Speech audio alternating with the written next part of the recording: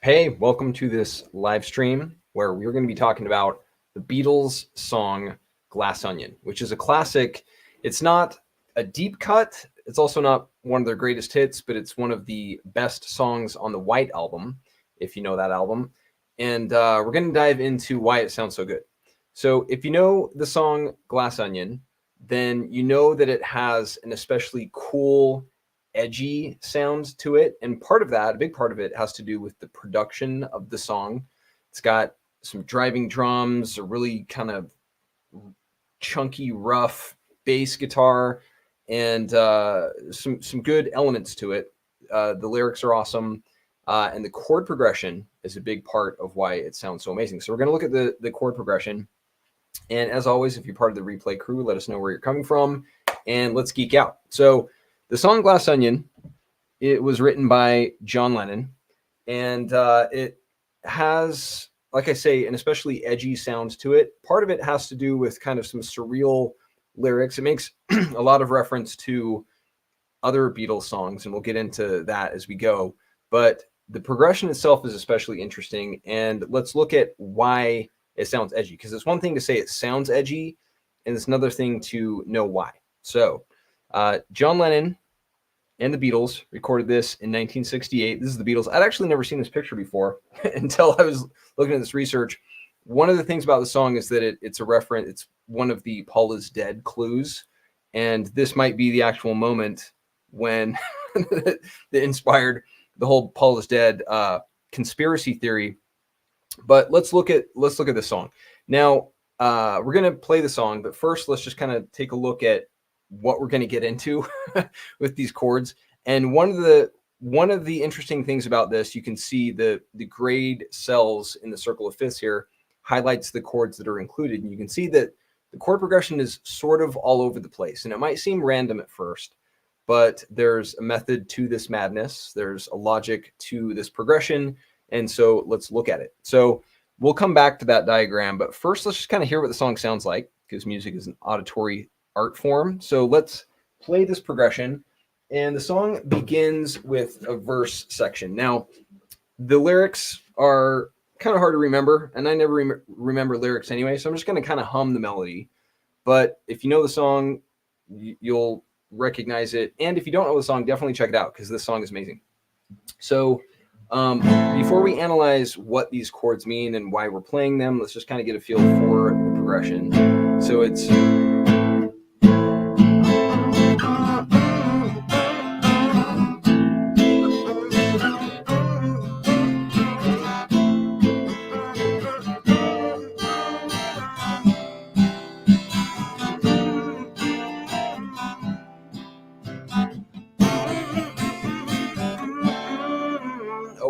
to the bridge section.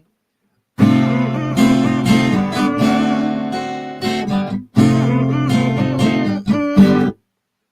then it comes back into the verse. So let's kind of slow things down a little bit and play this progression with getting a feel for what we're playing. So it's an A minor chord, and then it goes to an F7 chord, which already, those two chords, that's kind of the basis of the chord progression. Those two chords have a really kind of tense relationship with one another. And we're going to dive in layers. We're going to peel this back like an onion, layer by layer, to get a feel for what's going on here.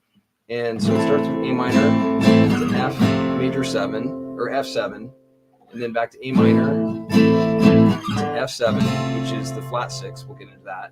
And then it goes to a G minor 7, which is an interesting chord, and then to a C, a G minor 7 to a C. So it's got kind of some beautiful, satisfying chord sequences there, and then also some tense. And that's the beautiful thing about a good chord progression, is you have tension and release. You have some balance and counterbalance between elements. In this case, it's tension and kind of soothing chords, but always a little bit eerie, a little bit unsettling. And so we're going to get a feel for why it sounds unsettling as we go. And it's a beautiful thing. John Lennon is brilliant. And so we're starting with a minor 1 chord. In this case, it's A minor. And we say that F7 F7 is a flat 6 chord. And so what does that mean? Let's look at the circle of fifths. And let's get into the key of A minor. Oh, we're there.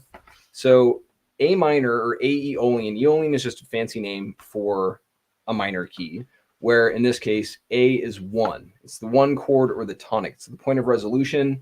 We start with A minor, and then we go to a flat 6 chord. And in this case, that's F. So we're going from minor 1 to flat major 6, back to minor 1, flat major 6. And that was awesome. I don't know what the balloons were on the screen. Did you see that? I saw that. Am I seeing things or? Anyway, so, okay. So I got distracted by the balloons. So there's minor 1 to flat major 6. And then it goes to a G minor chord. But that's outside of the minor key, or in this case, Aeolian. So what we're doing is we're borrowing a chord from the parallel Phrygian, which is pretty awesome. And then we come back to Aeolian. So and I'll talk more about this, especially as I'm rolling out lesson 18 and getting further into modes. But the idea here is that these different modes around the perimeter are arranged from light, the lightest mode, where A major is a major 1, and then we kind of roll the dial through progressively darker modes. So the lightest is Lydian up here, and then slightly darker, but still kind of a bright, light-sounding mode is Ionian. A little darker is Mixolydian, where we still have a major 1. In this case, A is the major 1. Major chords are in the middle ring, and minor chords are in this ring just outside of that, and then diminished chords are outside of that. If we go into the Dorian mode range, we have A minor is the tonic, and it's in this middle ring there. Then we have Aeolian, which is an even darker mode, and then we have Phrygian, which is an even darker mode, and then finally the darkest mode of all is Locrian with a diminished 1. So in this kind of range here, this song is starting in Aeolian, which is already decidedly a relatively dark mode, and we're borrowing a chord from Phrygian. So we're going from dark to darker. And so that is already why this chord progression has that interesting kind of dark sound to it, because of the modes that we're playing with. So we have this A minor is minor 1 to F, which is a flat major 6. Get that clear on the chord map here. And then back to a minor 1. And then back to a flat major 6, F7. And then back to a 1. And then it's going to borrow this flat major or flat minor 7 from Phrygian. And then it goes to C. Back to that flat major 3. So it's like it's working because it's still with a tonic of minor 1, but we've shifted over into this darker mode. And then we come into we're kind of bouncing between Aeolian and Dorian here, because we're bouncing between an F and a D chord, both major chords, but only one is in Aeolian, the other is in Dorian. So we're kind of like bouncing between modes, which is pretty awesome. So in the bridge, we're saying F to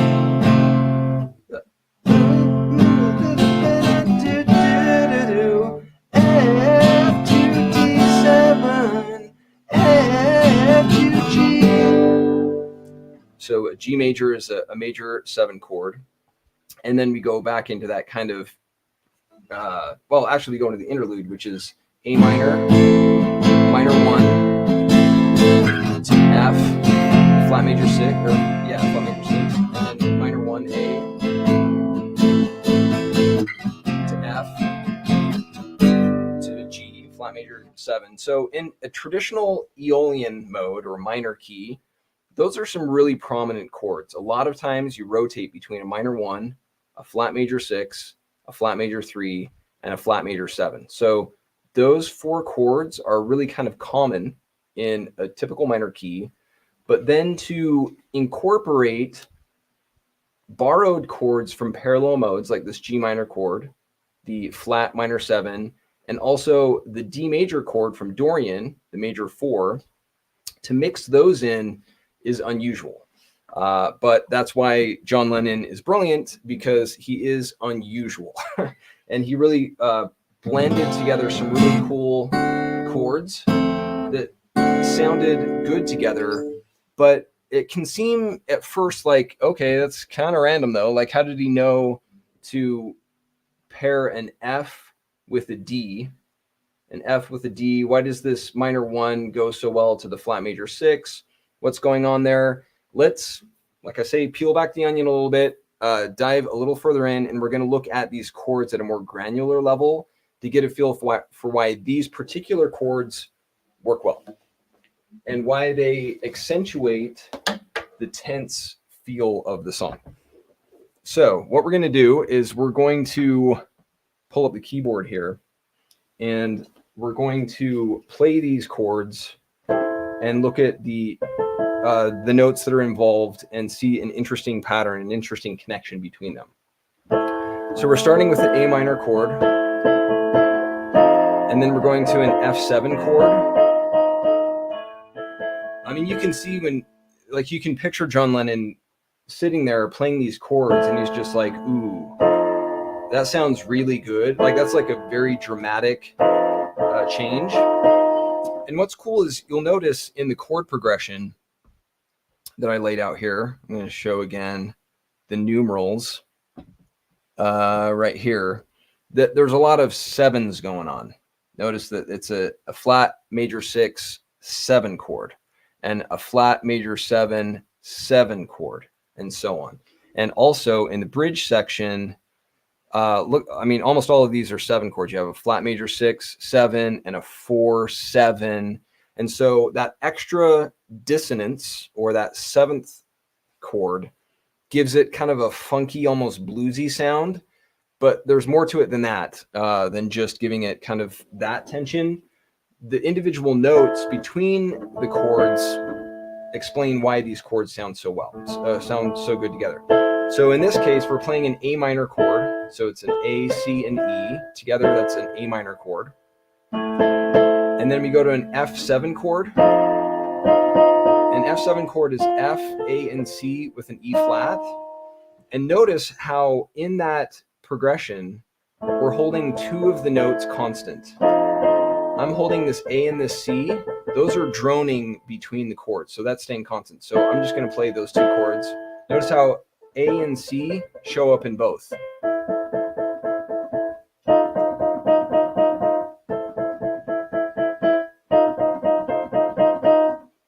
And with the melody, you have I told you about strawberry fields. So he's playing that A and that C a lot in the melody, and the main notes of that melody are a diminished chord. So already we have this tension. It's 2 intervals of a minor third combined. So it has this kind of tense sound to it. So we're playing I told you about strawberry field.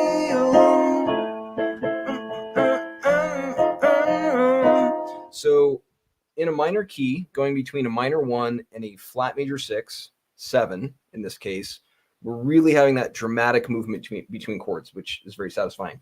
But then he goes into that borrowed chord of the flat minor 7, or the G minor chord, G minor 7, and it adds some cool movement. So A minor to F7 to A minor, and then he goes to this G minor 7. Ooh, man. And then to a C, which is just a normal flat major 3 and A minor, and then back to that. So that's very nice. So I'm just going to play that in sequence without all the talk in between, so you can hear it in sequence, and it's really satisfying.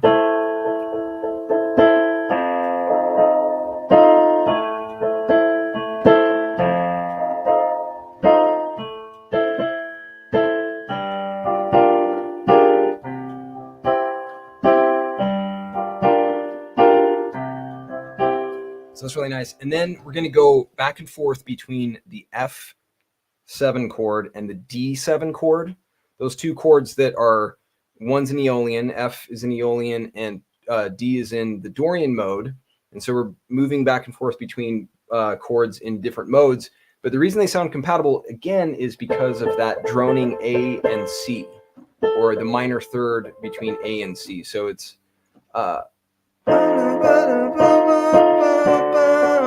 notice how A and C show up in both of those chords.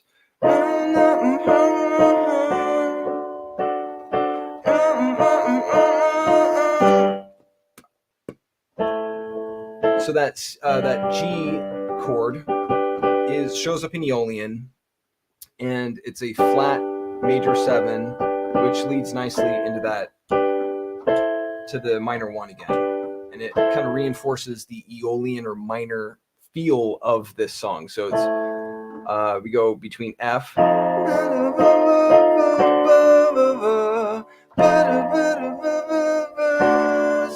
F flat major 6 to D major 4, flat major 6 to D4, flat major 6 to major 7, or flat major 7, and then minor 1.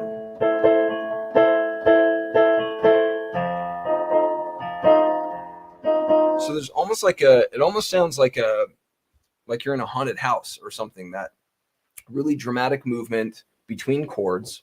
There's tension going on, and the melody itself is reinforcing this very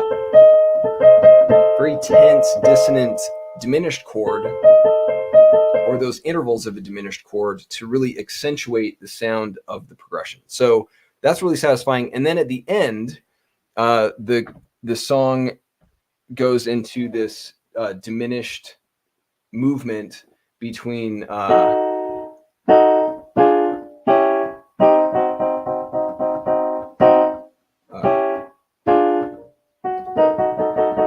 then it's played by strings in the end. It's some violin strings that, but it's diminished chords again.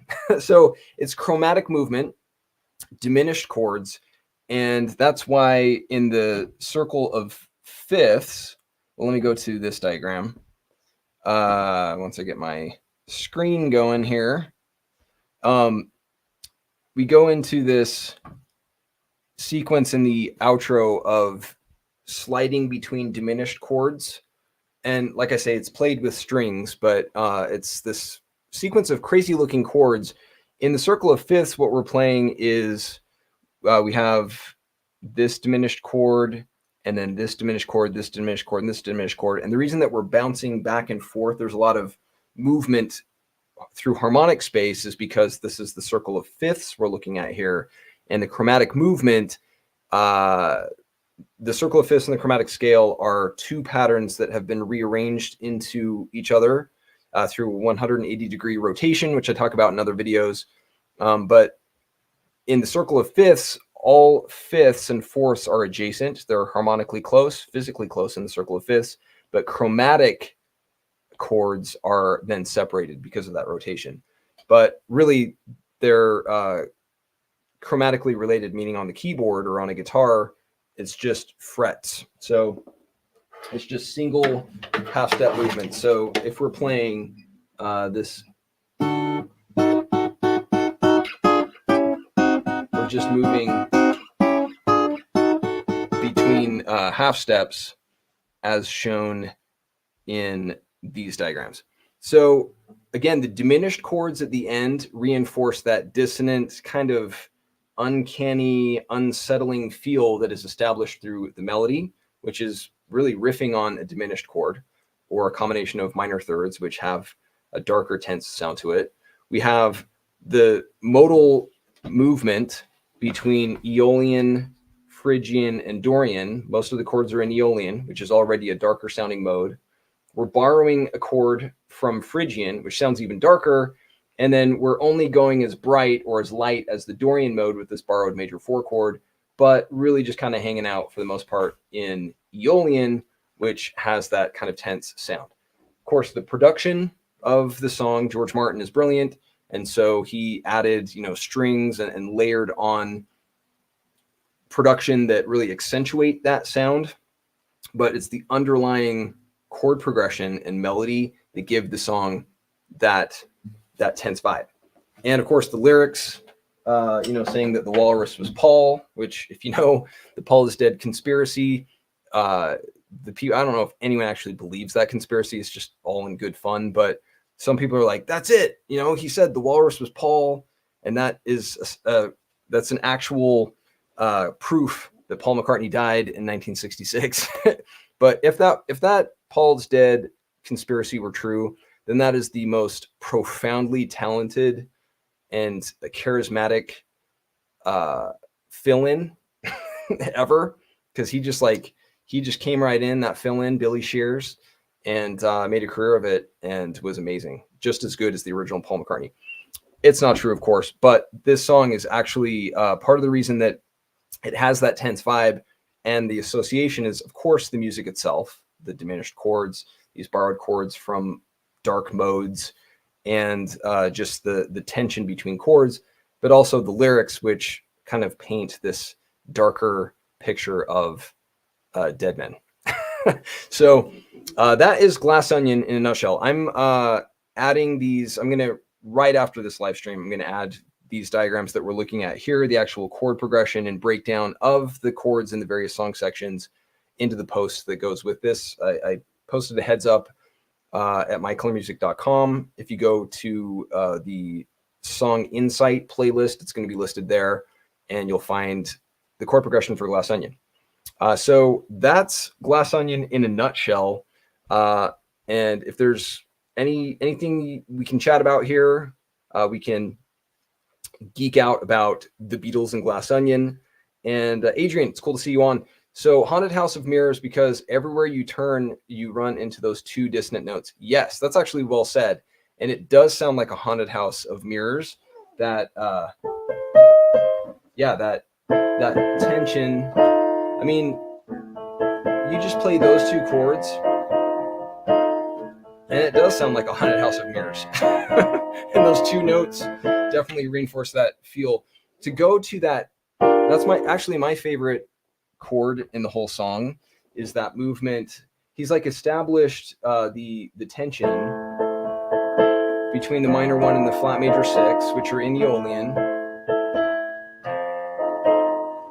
And then when he goes to that G minor 7 chord, it's like, whoa, where did that come from? And the reason it sounds like, oh, we've entered new harmonic territory, is because it's a borrowed chord from Phrygian. So just going between that minor 1 and the flat major 6, I mean, those are tense and they sound wonderful together, but they're also compatible. Like, you hear that a fair amount in various songs, because, again, in the Aeolian mode, they are part of the same family, minor 1 and a flat major 6. But when we go to that minor, the flat minor 7 chord, because that is not part of the same group, you can hear, hey, we've reached a little further out than just the traditional kind of safe territory, harmonic territory, and that's why it has that sound. And then to incorporate that flat major 3, because C and G are closely related in the circle of fifths as major chords, but also C and G, you can see red and red orange, the root notes of those are harmonically related, and so moving between those chords,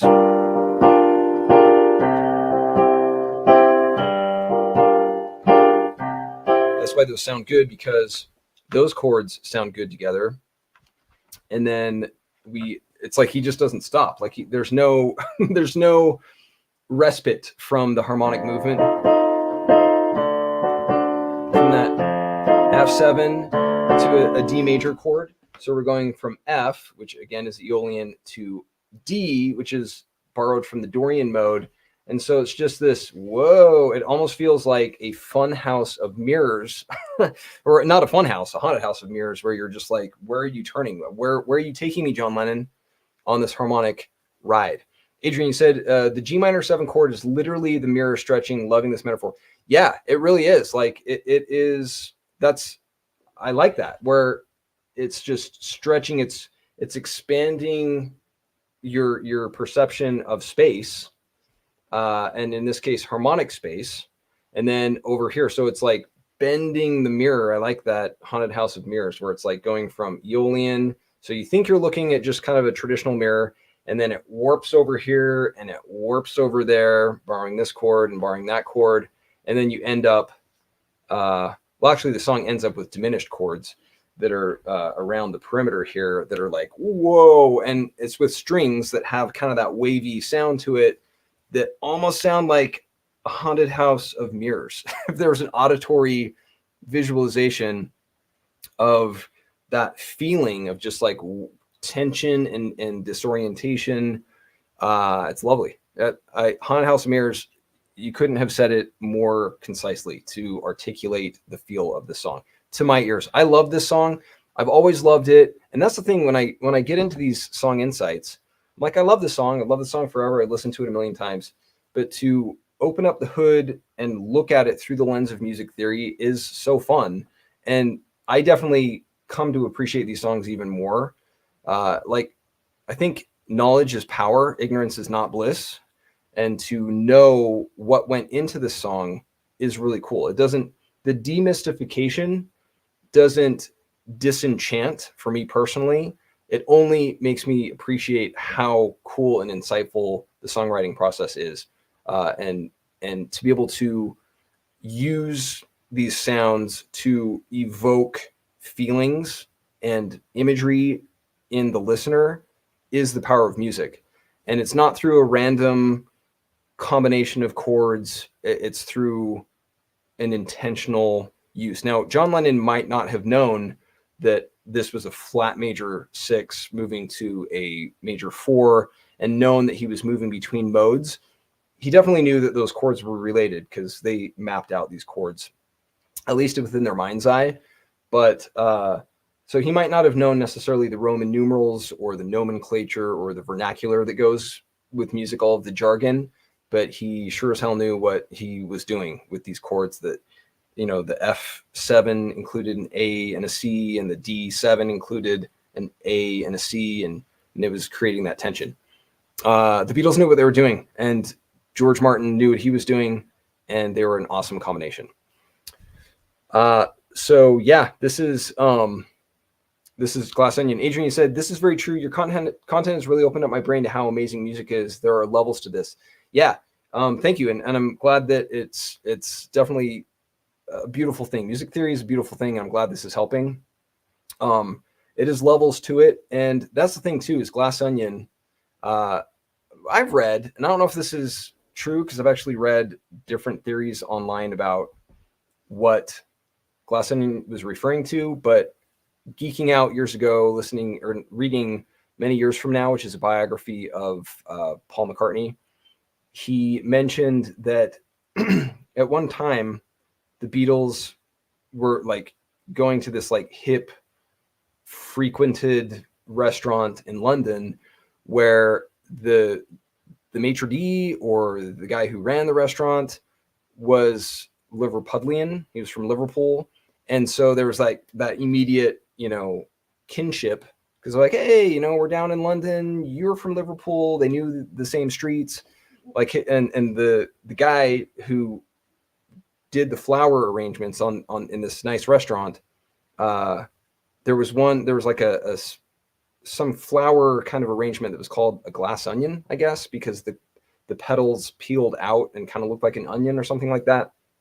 And so they were especially excited to meet this guy because Paul's like, hey, your mom who made the flower arrangements for this restaurant, she used to have like a flower stand in Liverpool back in the day. And it was part of the imagery that kind of influenced Penny Lane, I think.